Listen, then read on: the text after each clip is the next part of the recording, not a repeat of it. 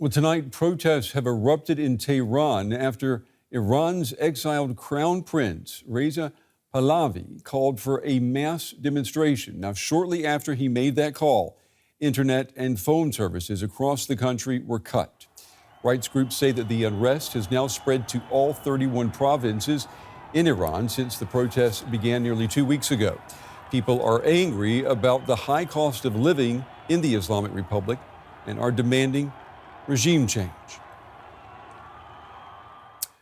Well, for more, I'm joined now by Farzan Sabet. He is a Middle East analyst with the Geneva Graduate Institute. He spent some 12 years at the United Nations as well. It's good to have you with us. Let's just talk about what has happened this evening. Internet access and telephone lines in Iran have been cut all across the country shortly after these protests began. Does this reveal a regime tightening its grip, or a regime worried that it is losing control?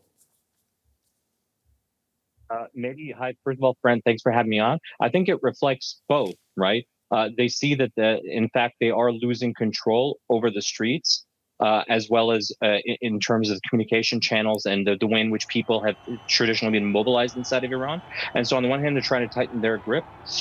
Yes, and on the other hand, they're trying to crack down and kind of tap down on the protests in order to prevent them from expanding in size. What about the role of the exiled crown prince, Pahlavi? You know, he tonight called for mass demonstrations. What's your read on his intent here? Well, clearly his intent is to increase and expand the number of people who are coming onto the streets, which already started increasing back on Tuesday, actually, to kind of create a cycle that over time kind of advances the process of overthrowing the Islamic Republic. This is a very, key process in any, let's say, revolution of this kind. And so the call was clearly intended to move this process forward. I know that you have written, or you wrote just several days ago, that you thought that these protests could be over by the end of the week, but then you saw, I'm quoting you here, a vibe shift. What do you mean by that? What's changed?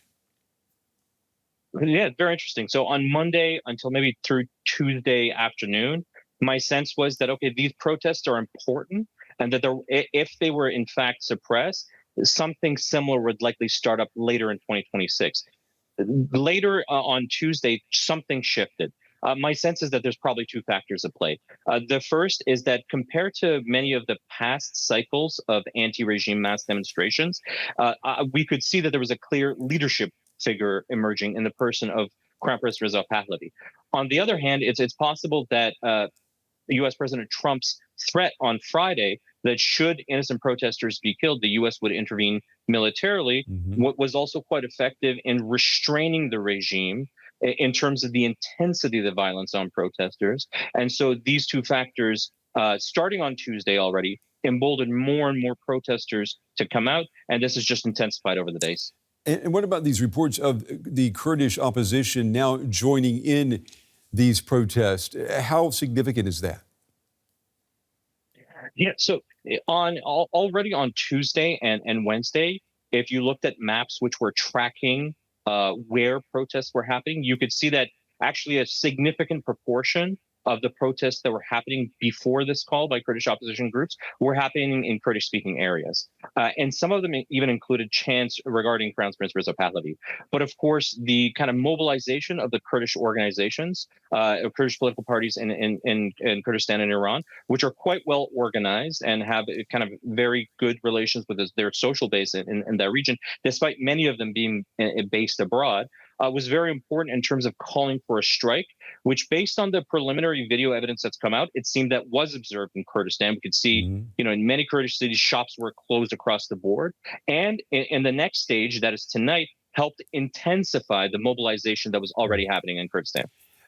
We understand that the exiled Crown Prince Pahlavi will reportedly be at Mar-a-Lago in Florida next week. Now, the optics of this are anything but a footnote in this story. If you add Venezuela to this equation, plus Trump's threats to take action if the regime kills more protesters, I mean, what do you see here, if anything?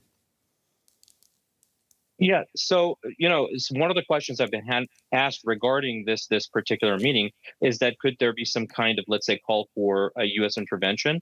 My sense is that that's not the case, and that's really not necessary, at least at this point, because the protests have been gaining momentum and steam on their own.